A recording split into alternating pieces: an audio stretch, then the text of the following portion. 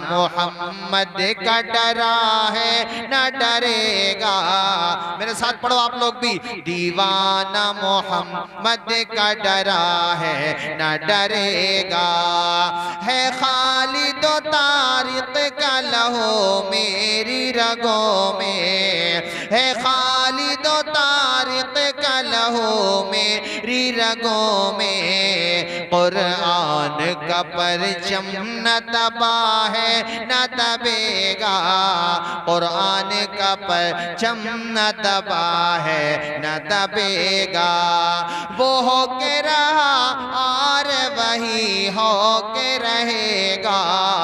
वो हो के रहा और वही हो के रहेगा। वो हो के रहा और वही हो के रहेगा। फरमान मोहम्मद का टला है न टलेगा। बोलो, फरमान मोहम्मद का टला है न टलेगा। मतलब वहां की कौम ऐसी बेमिसाल कौम है कि जाहिर है वहां गुर्बत बहुत है। गुर्बत का आलम तो आप इससे अंदाजा लगाइए, जिनके मकानात ही मुनहदिम कर दिए जाते हैं, तो गुर्बत तो वहां लॉजिक भी है। लॉजिकल दिमाग में आती है कि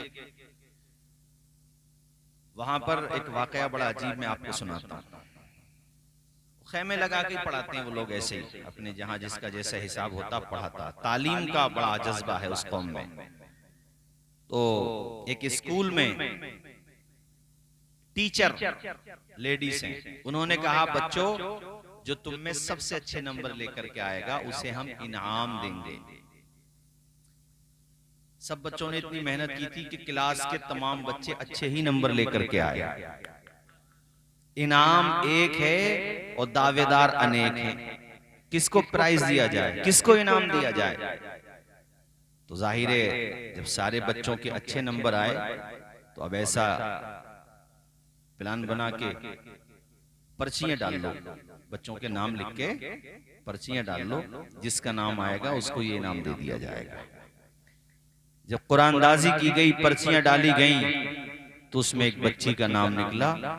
उसका नाम था सबा अब्दुल करीम, और वो इनाम उसे दे दिया गया। और वो बच्ची वाकई डिजर्व भी करती थी। सबसे कमजोर, सबसे गरीब बच्ची अगर उनमें थी मुस्तहिक, तो वही बच्ची थी सारे बच्चों के मुकाबले में। वाकया यहाँ पे खत्म नहीं हुआ, शुरू हुआ है। वो टीचर अपने घर पे गई और अपने हस्बैंड के सामने जाकर के रोने लगी। उनके शौहर ने कहा क्यों रो रही हो, रोने की वजह क्या है? कहा आज मेरे स्कूल में, आज मेरे मदरसे में बड़ा अजीब वाकया पेश आया। जहां तक मैंने सुनाया वहां तक उन्होंने अपने शौहर को सुना दिया।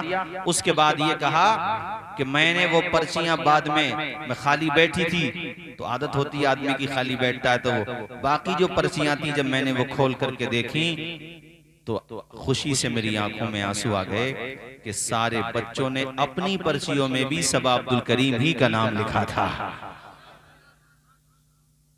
क्योंकि वो सबसे ज्यादा मुस्तहिक थी। इसको कहते हैं एक दूसरे के दर्द को समझना, एक दूसरे की हमदर्दी करना, एक दूसरे के गम को समझना। इसका नाम है मोहब्बत, इसका नाम है इस्लाम।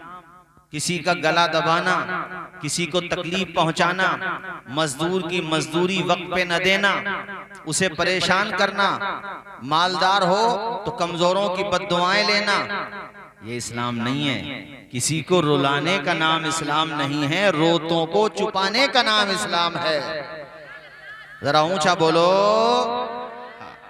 किसी को तकलीफ देने का नाम इस्लाम, हाँ, मोहब्बत, प्यार, भाईचारा, अमन फैलाने का नाम इस्लाम। अल्लाह अल्लाह, सुभान अल्लाह। और ये मैं जिस कौम की दास्तान बता रहा हूँ, और भी मैं बातें आपको सुनाता, मगर मैं सिर्फ इतना आपको बताऊं कि सुल्तान सलाहुद्दीन अय्यूबी जिन्होंने बैतुल मुक़द्दस को फतह किया था, वो भी हमारे गौसे आजम के फैज याफ्ता हैं। सुभान अल्लाह। और आज हमें जिक्र करना है गौसे आजम का, मगर पहले ये हमारे इलाके ही के रहने वाले माशाअल्लाह। कारी साहब का नाम है कारी मुजफ्फर साहब, माशाअल्लाह। और आपका नाम कारी राशि साहब। गौसे आजम के माँ बाप के बैकग्राउंड को देखो, सिर्फ सेब ही तो खाया था उनके वालिद साहब ने। अरे सुना वाकया, सुना है, बस याद दिलाना मकसद है। सेब ही तो खाया था, तोड़ा तो नहीं था, चुराया तो नहीं था, बहता हुआ जा रहा था। तो उसमें ज्यादा से ज्यादा क्या हुक्म लगाएंगे मुफ्ती साहब, बताओ? नाजायज तो नहीं था वो तो बहता हुआ जा रहा था। बस ये है, ये कह सकते हो ज्यादा से ज्यादा कहा तो एहतियात के खिलाफ था। जा रहे थे उधर, अब हो गए इधर। जिधर से सेब आ रहा था और बाग में पहुंचे, क्योंकि देखा कि टहनियां लटक रही हैं पानी की तरफ, तो समझ लिया कि यहीं से गिरा है इसे। अंदर पहुंचे, जिसका बाग है वो भी खुदा वाले हैं, और जो बाग में अंदर जाके अपनी नजर में जिसको वो गलती समझ रहे हैं उसकी माफी मांगने जा रहे हैं, ये भी अल्लाह के वली हैं। दोनों अल्लाह के वली हैं। जाकर के सलाम किया, बाग वाले ने कहा बताइए कैसे आना हुआ, पूरी बात बताई। उनके दिल में ये बात बैठ गई, बड़ा खूबसूरत नौजवान और बहुत ही बामल नौजवान है, कितना अच्छा लड़का है कि बहता हुआ सेब खा लिया तो अब इसी गलती की माफी मांगने के लिए बाग में आ गया। वहीं पे रोक लिया, कहा तुम अगर अपनी गलती की माफी चाहते हो तो तुम्हें मेरे बाग में रहना पड़ेगा। बाग में रखना तो बहाना था, असल में इम्तिहान लेना था। इनकी बेटी जवान थी, पहले रिश्तों में दीन देखा जाता था।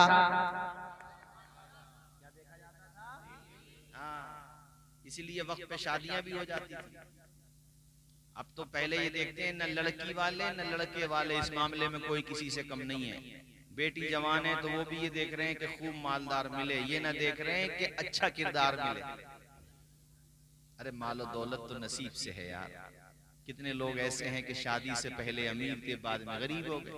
कितने ऐसे हैं कि शादी के वक्त गरीब थे, बाद में अमीर हो गए। अरे बोलो, ऊंचा बोलो। इसलिए ये मशवरे देता हूं कि बेटियां जवान हो गई, पहली फुर्सत में निकाह करो, निकाह को आसान करो, जितनी जल्दी हो सके शादी करो, बेटों की भी बेटियों की भी, और उसमें दीन को तक़वियत दो, दीन को तरजीह दो। पहले दीन देखो, उसमें ज्यादा दिमाग ना दौड़ाओ। बहुत सारे लोग हैं कि दौलत देखी और उसका रिजल्ट अच्छा नहीं आया बाद में। हाँ, दीन के साथ दौलत भी हो तो कोई परेशानी नहीं, मगर पहले दीन। किसी एक रिश्ता आया, 15,000 रुपए कमा लेता महीने में, मगर ईमानदार मेहनती आदमी है। दूसरा रिश्ता आया, 30,000 कमाता है, मगर आदमी ठीक नहीं है, नशा भी करता है कभी कभी, सोसाइटी अच्छी नहीं है। तो 30 से 15 ठीक है। वो 30,000 ना 50 भी कमा ले कारी रेहान साहब, बेटी को तब भी खुश नहीं रखेगा तुम्हारी। और ये 15,000 वाला जैसा खाएगा वैसा खिलाएगा, इज्जत के साथ, मान सम्मान के साथ तेरी बेटी को प्यार देगा। इसलिए मैंने मशवरा दिया है कि शादियों में ताखीर ना करो। और दूसरी तरफ दिमाग साहब बेटे वालों के भी बड़े खराब है, इनकी तो पूछो ही मत, हैं? सही कह रहे हैं आप। किसी पे 4 बेटे हैं तो भैया उपना फिर रहा, उपना जैसे फट जाएगा गुब्बारे में से हवा निकल जाएगी। अरे बात मत करिए मौलाना साहब रिश्ते की, बड़े रिश्ते हैं, बड़े रिश्ते हैं। बादली टांडा से भी रिश्ते और काशीपुर बासपुर से भी रिश्ते, बड़े रिश्ते हैं। अरे मैंने कहा क्यों फटा जा रहा, अभी रिश्ते हैं तो। कहता, कोई कहता बलेनो देंगे, कोई कहता टवेरा देंगे, कोई कहता सवेरा देंगे। तो मैंने कहा सन 2027 में शादी करियो, हो सकता है तुम्हारे ससुरालिए तुम्हें बिल्डोजर ही दे दें।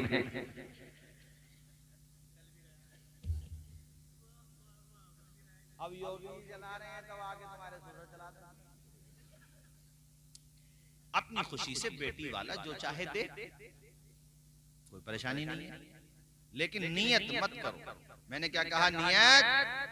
हाँ, बेटी का शरीयत ने हक रखा है बेशक, मगर बेटी का है वो, तुम क्यों कूद रहे हो?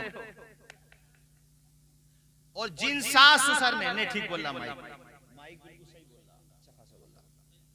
हाँ ठीक बोला, उसको बिल्कुल मत छेड़ो बेटे, उसे छेड़िए मत मेरे लाल।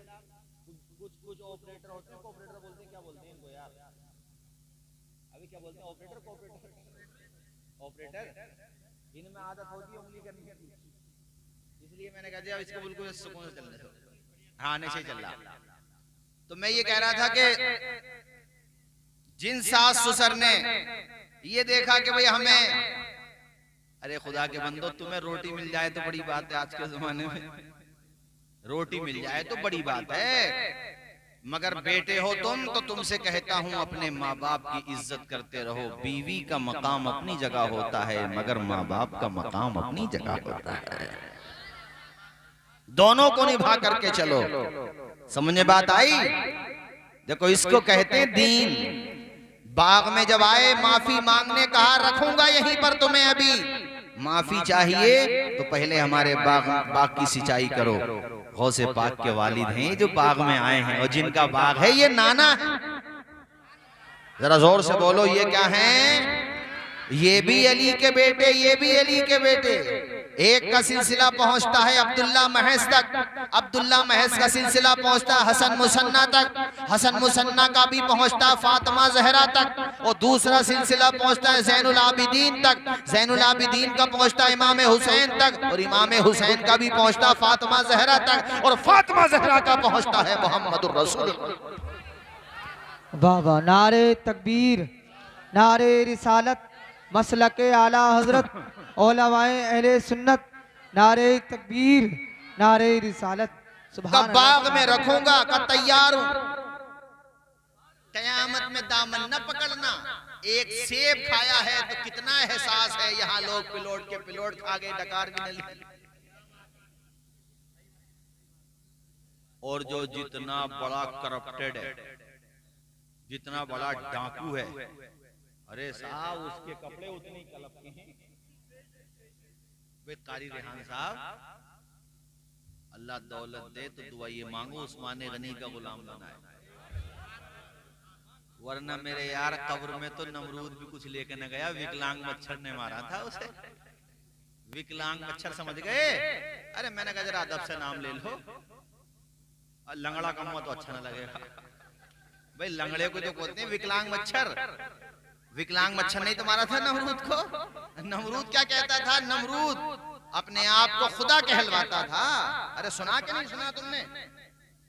अल्लाह ताला रस्सी ढीली कर देता ना जालिमों की, तो वो ये समझते हैं अब तो हम ही हैं। उन्हें ये पता ना तुम जैसे कितने आए और जाके चले गए। अल्लाह ने रस्सी ढीली की है, छूट न दी है मुकम्मल। हाँ, उसने वक्त के लिए छूट दे दी है। उसने कुरान में ये वादा किया, सुम्मा खस्तुहुम, फिर पकड़ते भी हैं। अमलैतु लिल्लज़ीना कफरू, ढील देते हैं। सुम्मा, यहाँ सुम्मा आया, फ़अख़ज़्तुहुम नहीं आया। फ़अख़ज़्तुहुम का मतलब ये होता फौरन पकड़ लेते हैं, सुम्मा का मतलब ये होता थोड़ी मोहलत देते हैं। तो आज अरे बोलो, तो मोहलत जो है, मोहलत होना अलग होता है, हकीक पीछे बैठने का ये तो नुकसान होता। तुम्हें क्या पता मैंने क्या कह दिया?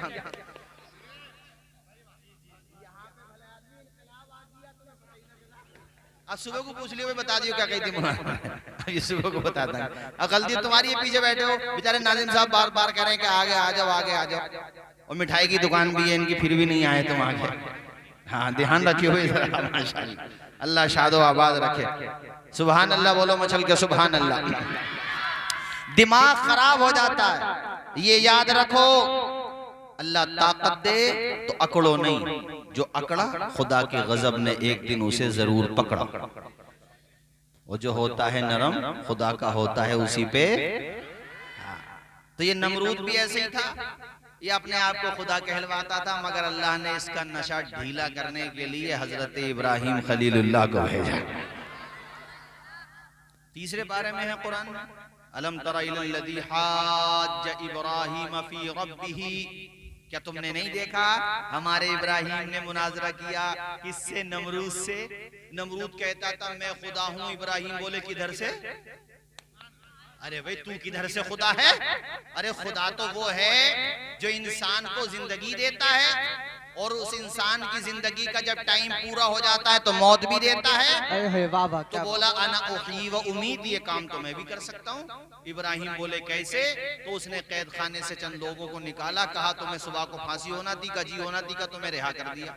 और जिसे रिहा होना था उसे फांसी पे लटकवा दिया। और फिर बोला देखो हमने ये काम कर लिया। इब्राहिम समझ गए बिल्कुल नील बटा नील, जीरो बटा सन्नाटा ही है, इसे कुछ नहीं आता गधे को है। अबे ये जिंदगी देना होती है, किसी मुर्दे को जिंदा करके दिखाता। वाह वाह वाह, क्या बात। ये क्या बात हो गई? और दूसरी बात, किसी मुर्दे को भी जिंदा करता तो बगैर उसकी मर्जी के नहीं कर सकता था। आपने दूसरा सवाल दाग दिया, और ऐसा सवाल के सवाल भी है बेमिसाल। तोते उड़ गए नमरूद के, भरी महफिल में दरबार लगा हुआ था, सरों का हुजूम था, बादशाह सलामत बैठे हैं, मगर वो कुर्सी का बादशाह है, यहाँ जो खड़ा है वो नबुव्वत का बादशाह है। अल्लाह अकबर कबीरा। हजरत इब्राहिम खलीलुल्लाह ने कहा, ए जालिम तू कहता है तू खुदा है, खुदा तो वो है जो सूरज को पूरब से निकाल कर पश्चिम में डुबो देता है। अगर तू खुदा है तो सूरज को पश्चिम से निकाल के दिखा।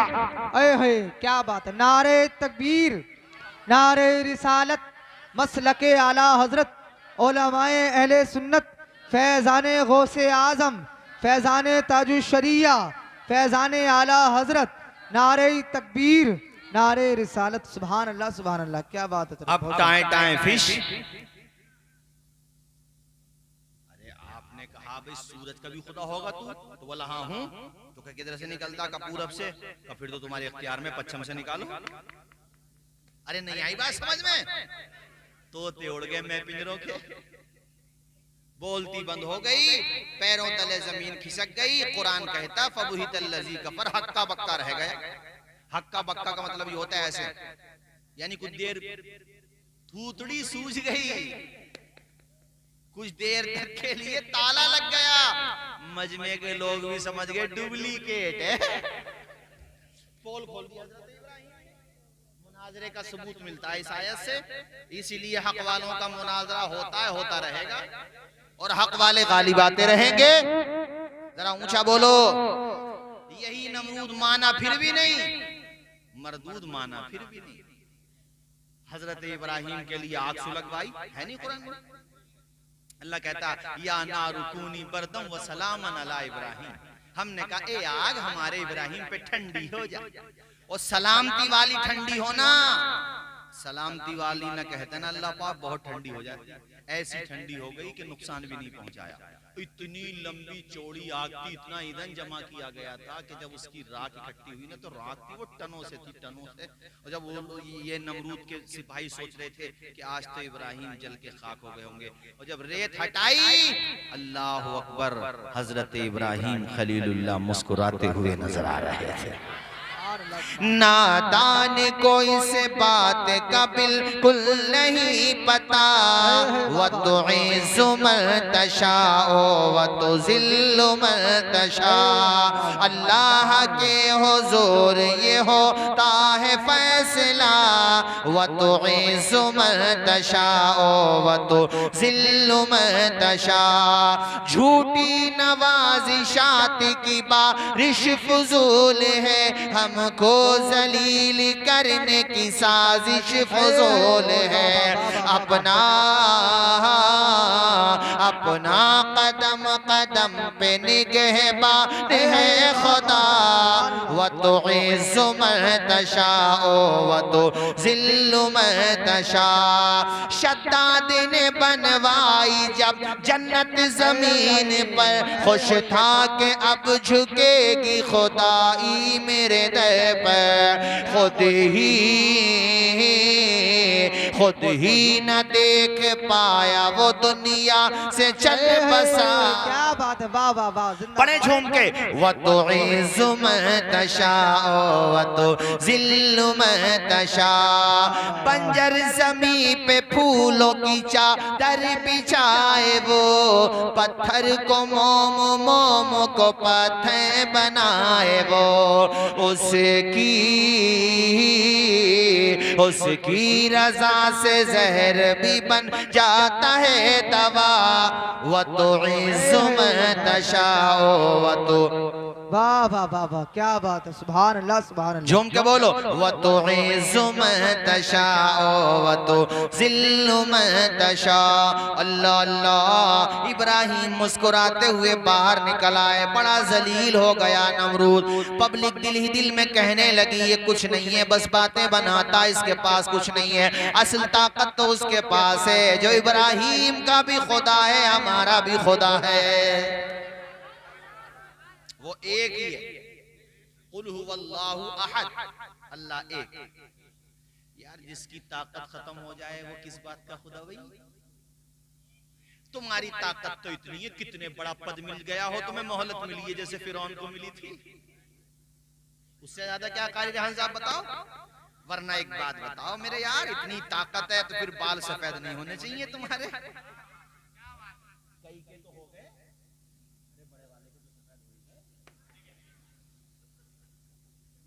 यार बड़े समझदार हो भाई।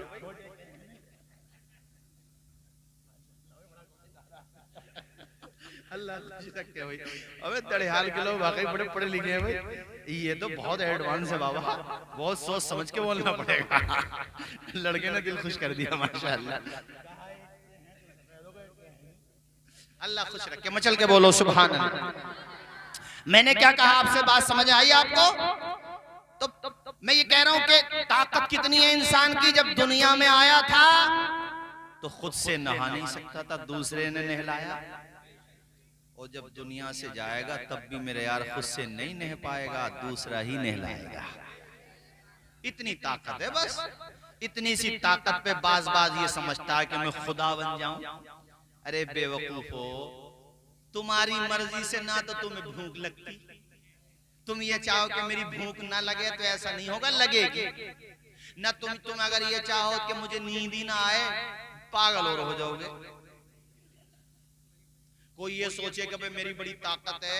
अल्लाह हजरत मुहद्दिस आजम हिंद से किसी ने सवाल किया कि हजरत अल्लाह ने इंसान को कितना इख्तियार दिया? कहा खड़े हो जाओ, वो खड़े हो गए। कहा एक टांग उठा ली। कहा दूसरी भी उठाओ, नहीं उठा पाए। कहा बस इतना ही इख्तियार है। कहा एक ही उठा सकते हो।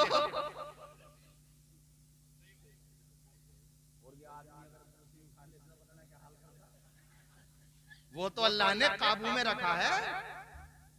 अरे बोलो, आज तक दुनिया में किसी ने मौत का इलाज तलाश किया है? ये इजराइल के कुछ साइंटिस्ट चाह रहे थे कि मौत का इलाज तलाश करने, जितने भी तलाश करने निकले तो सबका ही नंबर आ गया दिखा मेरे ख्याल से। हाँ, मतलब जो ये सोच रहे थे, टाइम आता रहा, बुढ़ापा आता रहा, किसी को कोई बीमारी हुई, किसी को अटैक आया, किसी को अटैक पटेक पता नहीं क्या क्या चल रहा है। और अब तो बीमारियां भी ऐसी चल रही हैं दरियाल वालों, पहले का बुखार तो सिमइयों के पानी से उतर जाता था, अब तो हजरत बुखार आ जाए तो प्लेट और कम हो जाए। वो देहात का आदमी बेचारा, वो शुरू में प्लेट रेट कम होने का चला था ना कल्चर, तो कहीं मैं जलसे में गया तो वहाँ के लोग बता रहे थे कि मौलाना ये बेचारे तबीयत ज्यादा खराब हुई, तो डॉक्टर साहब इनसे आकर के बोले, बड़े सीरियस थे वो तो, उनके पेशेंट, वो तो जो बीमार थे वो तो खैर आईसीयू में एडमिट थे, आकर के कहा जो जिम्मेदार उनके गए थे, बेटे या भाई कोई भी गया था, बड़े सूखे हुए मुंह से कि लीजिए आपके जो पेशेंट हैं इतनी हजार प्लेटें इनकी कमा रही हैं, ये प्लेटें आप कम कर लो। तो बोले यारो यार 100-200 होती तो घर से लिए थे, ये तो ज्यादा कम पड़ गई भी, कहां से लेकर हैं? उसे बेचारे वो चक्कर में पड़ गया। जब बात सही भी है, प्लेट रेट कोई नाम सुना था पहले? चिकनगुनिया सुना था? चिकनगुनिया भी, मटनगुनिया भी तो होंगे। ये कैसे कैसे मरा जा रहे। अरे बाबा, तुम्हारी तरक्कियां अपनी जगह है, मगर तुम बीमारियां नहीं रोक पा रहे हो। दौर वही अच्छा था जो गुजर चुका है। वो बेचारे सीधी सादी सूखी लकड़ियां उबाल के पी लिया करते थे, अल्लाह उसी में उन्हें शिफा दे दिया करता था। सुभान अल्लाह सुभान अल्लाह। और एक बात और सुनो भाई, ये कोल्ड ड्रिंक भी मत पियो, हम नहीं पियेंगे। पहली बात तो ये इजराइल की बनी हुई है, हमारे भाइयों का खून बहा, हम क्यों पिएं? बेगुनाहों का खून बहा रहे हो, हम नहीं पिएंगे तुम्हारे प्रोडक्ट, हम अपने भारत के बनाए हुए प्रोडक्ट इस्तेमाल करेंगे। और दूसरी बात, सेहत के लिए भी हानिकारक है। ये थम्स अप हो, कोका कोला हो, और ये साथ तुम्हारे मिरिंडा हो, और ये साथ तुम्हारे पेप्सी हो, नहीं पियो। अपने देसी तरीके पी लो, बस बात खत्म। शिकंजी बना के पी लो, सही कह रहा हूँ ना, अपने इंडिया के जो प्रोडक्ट हैं यही पी लो, ये आदमी को बीमार कर रहे हैं, आपको पता नहीं चलता है। ये बड़े बूढ़े बैठे हैं, देखो हमारे बुजुर्ग बैठे हैं, इन्होंने मठा पिया, तुमसे ज्यादा जाने इनमें, कलाई पकड़ने छोड़ेंगे ना अभी। हाँ अल्हम्दुलिल्लाह, ताकत है इनमें, इन्होंने मठा पिया है, मठा दूध में से निकला था, और तुम जो पी रहे हो ना, क्या पता कहाँ से निकल निकल के आ रही है कि पेप्सी है। हमें कुछ ना भरोसा, इनका चाचा पिला रही है हमें। अपने सीधे साधा तरीका खाओ। वो एक राजीव दीक्षित जी हैं, डॉक्टर, अपने निधन हो गया उनका, अपने इंडिया के थे, बड़ी अच्छी बातें कही उन्होंने इस बारे में। खाने पीने के मामले में एहतियात बरतो, ये नहीं कुछ भी खा लिया कुछ भी पी लिया। वो असल में नाक ऊंची करने के चक्कर में है ना, ये अमीरों के शौक हैं। अबे अमीरों के शौक अपने पास रखो, हम देसी सही हैं। बड़े बूढ़ों को देखो, ये रस पीते थे, गुड़ खाते थे, मगर ताकत होती थी। मठा पीते थे, ताकत होती थी। पुराना दोरी लेके आ जाओ, उसी में फायदा है। वो अंधेरे ही भले थे कि कदम राह पर थे, रोशनी लाई है मंजिल से बहुत दूर। नूर खजरा से दिल जगमगा लीजिए, नूर खजरा से दिल जगमगा लीजिए, अपना सीना मदीना बना लीजिए, अपना सीना मदीना बना लीजिए। जो भी देखे वो शैदा नबी का कहे, जो भी देखे वो शैदा नबी का कहे, अपना किरदार ऐसा बना लीजिए, अपना किरदार ऐसा। तेरे दिल पे होता री उदासी, अगे तेरे दिल पे होता री उदासी, अगे नात सल्ले अला गुनगुना लीजिए। वाह वाह वाह वाह, सुभान अल्लाह सुभान अल्लाह, क्या बात है। अरे बात समझ आ रही भाई आपके? अल्लाह खुश रखे, शादो आबाद रखे। उसी नमरूद की बात भी मुकम्मल कर दूं। वही नमरूद जब तक रस्सी ढीला करना थी अल्लाह को मंजूर था, रस्सी ढीली रही, मगर जब पकड़ा तो खुदा की कसम ऐसा पकड़ा कि एक मच्छर जो है ना, स्पेशली तौर पे ब्रेन वाश कह लो, सीधा नाक के रास्ते से एंट्री मारता, नाक के रास्ते से। अच्छा साहब, एक बात कहनी पड़ेगी भाई, मच्छरों की फौज भी बड़ी पावरफुल होती है। रेहान साहब ये नहीं कह सकते ये कमजोर है, हुकूमतें अल्लाह की कसम परेशान है, मगर जितना मिटा रहे हैं ना उतने ही फैल रहे हैं।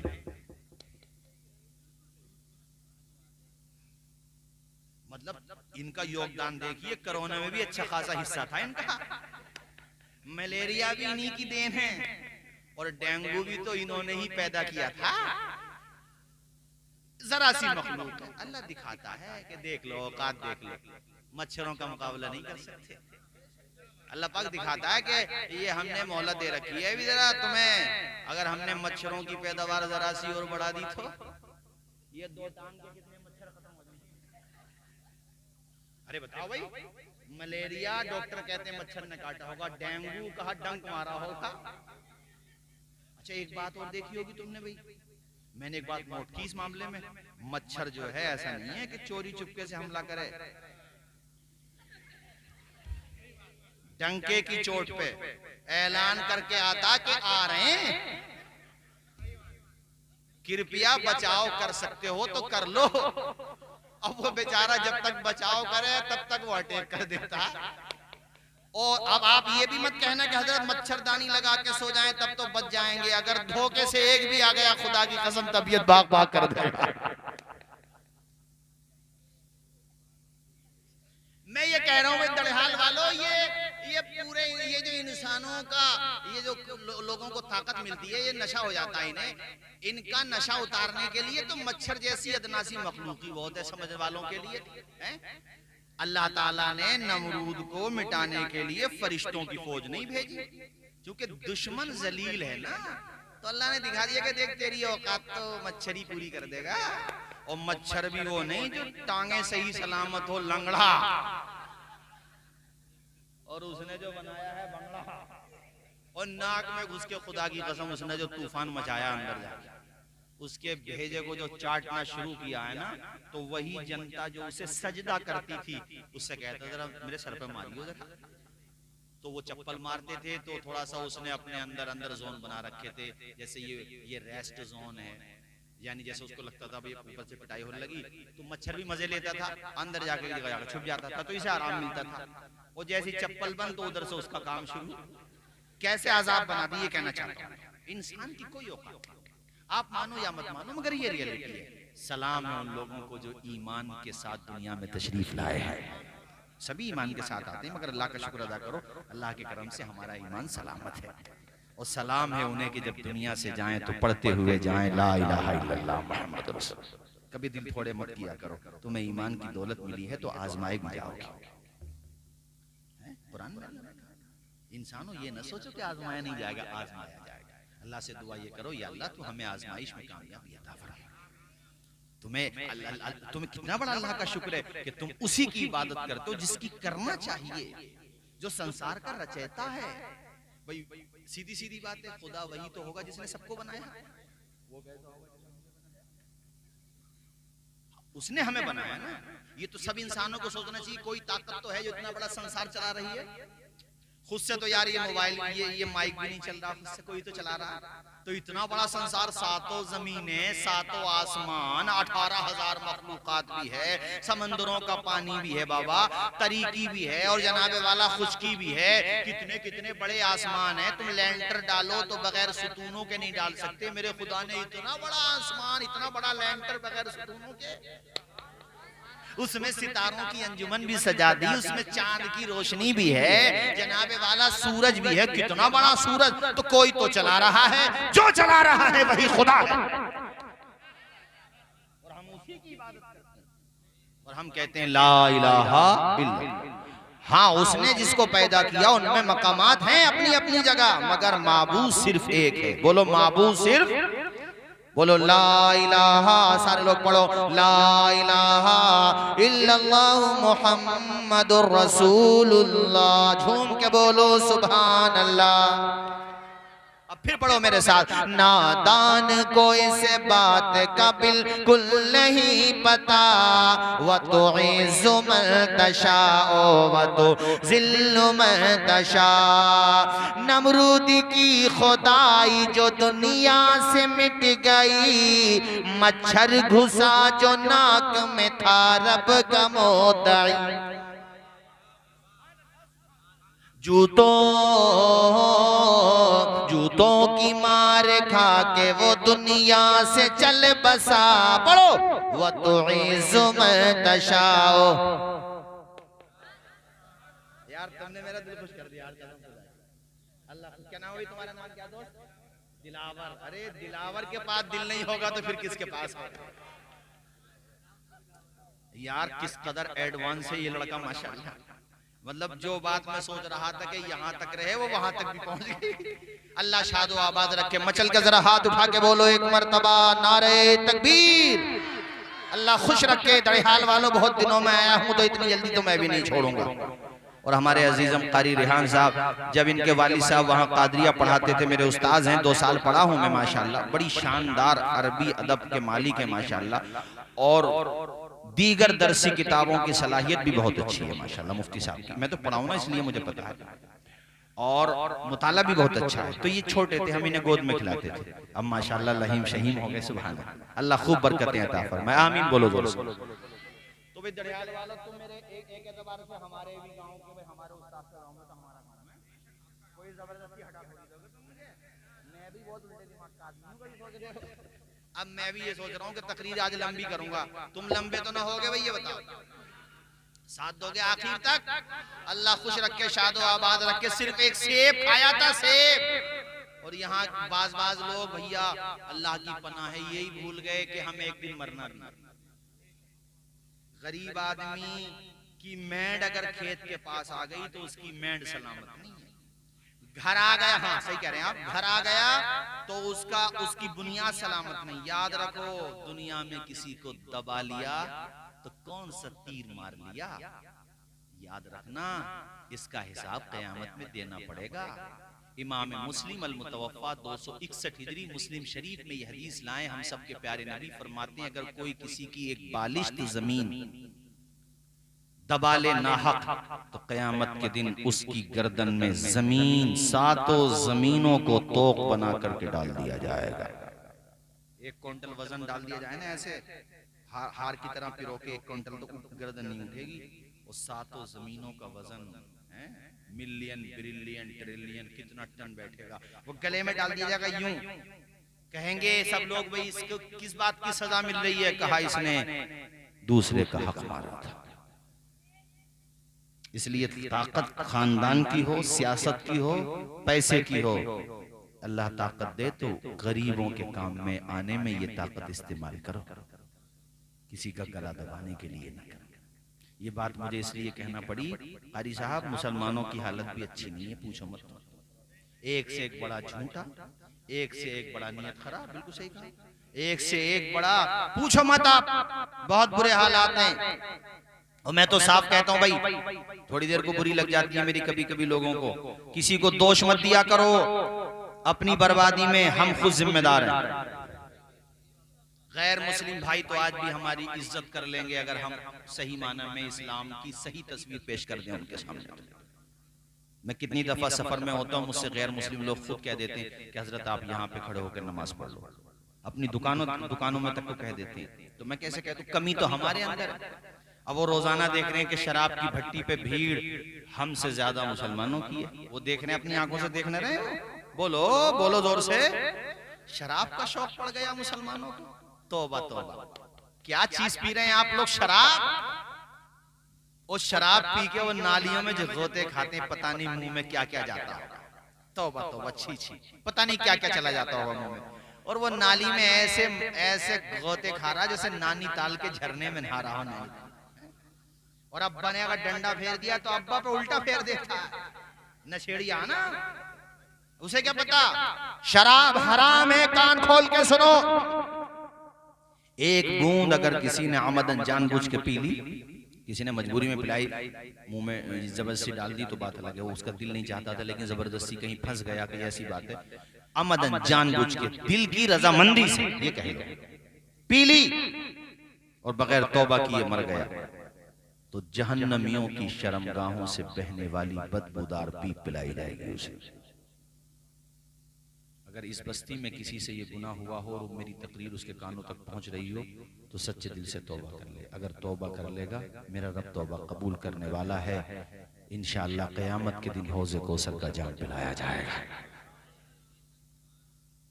शराब में तक पी जा रही है। अब वर्ल्ड कप चल रहा है तो बाज लोग सट्टा भी लगा रहे हैं, अटोरिये सटोरिये कटोरिये। आज तक मालदार होते हुए देखे? मैंने तो अखबार में ये पढ़ा था, एक जगह पता नहीं कहाँ की रिपोर्ट थी वो, कि पहले दिन उसने जो है 11 या 12 लाख रुपए जीते तो मारे खुशी के पागल था। घर वाले भी बड़े खुश थे, हमारे बेटे ने 12 लाख रुपए जीत लिए। सो कोई नहीं रहा था, मगर अब्बा को खतरा था कि बेटे अब जीत लिए, अब मत जाइयो, अब मत जाइयो। दरवाजा लॉक कर दिया कि चला जाएगा, तो खिड़की से कूद के चला गया। आया ही नहीं 1 हफ्ते तक। अब्बा परेशान, समझ गए हार गया। तो खाली वो 12 लाख थोड़ी हारा, बीवी भी हार गया। वो तो हारते ही अखबार में आया था। ये तो नशा सा होता है ना, जुआ भी तो नशा ही होता है। तिजारत में पैसे कमाओ, अभी हजरत मौलाना जावर रहमान साहब कह रहे थे ना, सही बात कह रहे थे। तिजारत में पैसे कमाओ, बिजनेस करो, कपड़े का करो, गल्ले का करो, हैं? ये कोई भी करो जो बेहतर लगे आपको, जो जायज कारोबार है वो करो, अल्लाह उसमें खूब बरकत अता फरमाएगा। प्लॉटिंग करो, बे मुजारबत के तौर पे करो या किसी भी तौर पे करो, लेकिन तिजारत करो। ये सट्टा लगा करके कोई मालदार सटोरिया ना हुआ तो तुम क्या होगे, भी कटोरी हो। ये उन्हें कह रही हूँ जो वर्ल्ड कप पे लगा रहे हैं कि इस विकेट में क्या, मुझे कल भेजा था किसी ने कि हजरत बताते हैं कि ये खिलाड़ी आउट हो जाएगा तो इतने पैसे, नहीं होगा तो इतने पैसे हैं। बताओ यार, डिप्रेशन के शिकार न होगे तो वैसे हो जाओगे। पता ही चलेगा उतना कमाया नहीं, उतने का खून चढ़वा लोगे। और अगर इमरजेंसी वार्ड में चले गए, पता चला ग्रुप जो है ओ नेगेटिव, तलाश करते रहो भाई ओ नेगेटिव वाले मिल जाओ, वो मिली ना रहा के, उसे ही पता चल गया जैसे खून देना कि ये सटोरी आया तो वैसे भी न देगा कि मैं सटोरी खून दूं। अरे शरीफ आदमी को तो कोई भी अपना बुलेट डोनेट कर देता कि भाई चलो अच्छा, अच्छी बात है। इसलिए कान खोल के सुनो, शराब जुआ छोड़ दो, शराबी न बनो, नमाजी बनो। किसी का हक ना मारो, किसी का दिल ना दुखाओ, किसी को हंसा दो, ऐसा कर दो कि उसके लबों पे मुस्कुराहट आ जाए। बुखारी शरीफ की एक हदीस मैंने तकरीर में बहुत सुनाई, आपने यूट्यूब में मेरी तकरीर में सुनी होगी। वो पिछली उम्मतों में हुजूर फरमाते हैं, एक आदमी ने जमीन बेची, दूसरे ने खरीदी। बोलो, एक ने जमीन बेची, दूसरे ने। जिसने जमीन खरीदी थी उसने जब उस जमीन को खोदा तो उसमें निकला सोना। क्या निकला? अरे मशकीजा भरा हुआ कह लो, मटका भरा हुआ कह लो, किसी चीज में रखा हुआ सोना निकला। सुभान अल्लाह। ये इतना ईमानदार, अमानतदार, अच्छा इंसान था, दीनदार इंसान था कि इसने वो पूरा सोने का बर्तन, सोने का मटका उठाया, उसके घर पे पहुंच गया जिससे सोना खरीदा था। दरवाजा खटखटाया, वो बाहर आया, कहा भाई कैसे आना हुआ? कहा यार लगता है तुम सोना दफन करके भूल गए थे। भाई मुझे तुम्हारा सोना नहीं चाहिए, मैंने जमीन के पैसे दिए हैं, तुमने जमीन दे दी, बात खत्म। भाई तुमने जमीन दे दी, बात खत्म, मुझे सोना। कितनी बड़ी बात है ये। अपने ही तो खेत में निकला था, जमीन खरीद भी ली थी, मगर ईमानदारी देखो। वो जिसका घर था ना, जिसने जमीन बेची थी, वो भी ईमानदारी था। उसने कहा भैया देखो, ना तो हमने दबाया, ना हमारे अब्बा ने दबाया, हमने किसी ने नहीं दबाया। ये सोना तेरे नसीब में था, तेरे हिस्से में आया। तुझे ये जमीन भी मुबारक, तुझे ये सोना भी मुबारक। पहले बेनामे थोड़ी होते थे, वो तो जब से बेमानी आई तब से बेनामे आए, खर्चा और बढ़ गया। अब तो बेनामे हो जाए तो भी लोग बेमानी कर ले हैं, उसमें जरा सारे दस्तखत इधर उधर हो जाए तो कर लेते हैं। अल्लाह का डर थोड़ी है मुसलमान को भी। मुसलमान की बात बता रहा हूं मैं। हक मार लेते हैं, ये नहीं सोचते इसका गुनाह कितना होगा। हजरात तवज्जो फरमाएं। जिसने जमीन बेची उसने कहा मुझे भी नहीं चाहिए, जिसने खरीदी उसने कहा मुझे भी नहीं चाहिए। ये बुखारी शरीफ की हदीस बता रहा हूं मैं आपको। कितने ईमानदार लोग थे। और आज के जमाने में अगर ऐसा हो जाए तो सगे भैये को ना बतागा, सगे भैये छुपा लेगा मटका। मटका छोड़ो, मटकी, छोटी सी आधा किलो की मटकी भी निकल आए ना, उसमें सोना हो, अब बल तो कहीं अटैक ना आ जा मारे खुशी के हो गया काम, वहीं गिर जाएगा खुशी में, खाली रेहान वहीं गिर जाएगा खुशी में। अरे भैया आधा किलो सोना निकल आया। और अगर होश उसका सलामत रहो, सगा भैया खड़ा भी, क्या निकला भैया इसमें? अरे कुछ ना, मैं ऐसे ही डेले उले भरूंगा इसमें। और चुपके से निकल जाएगा कि मैं जरा दवाई लेकर आ रही हूँ, फिर हाथ आ रही है 1 महीने तक, आसपास में तो जागा भी नहीं। सही बता रहा हूं कि नहीं? बोलो। यहाँ कह रहे हैं वो जिन्होंने जमीन बेची मुझे भी नहीं चाहिए, जिन्होंने खरीदा मुझे भी नहीं चाहिए। अब हो क्या? काजी साहब के पास पहुंचे, आलिम साहब के पास पहुंचे, जाकर के कहा हमारा फैसला कर दो कि ये सोना किसको मिलना चाहिए। जोर से बोलो, ये सोना। आलिम साहब के पास पहुंचे। अरे फैसले के लिए किसी के पास जाते हैं कि नहीं जाते हैं? तो पहुंचे। अब काजी साहब ने कहा ना तुम ले रहे ना तुम ले रहे, तो अब क्या हो? एक बात बताऊं, माइक पे बता दूं भाई, तुम मोबाइल बंद कर लो यार दोस्त, मेरी तकरीरें बहुत पढ़ोगे, तुम मत बनाओ। अरे बता दूं एक बात, अच्छा हजरत तशरीफ ला रहे हैं। नारे तकबीर, नारे रिसालत, मसलके आला हजरत, उलमाए अहले सुन्नत, हजरत अल्लामा मौलाना मुफ्ती जलीसुल कादरी साहिब क़िबला। नारे तकबीर, नारे रिसालत। माशाअल्लाह, तशरीफ लाइए, तशरीफ आइए।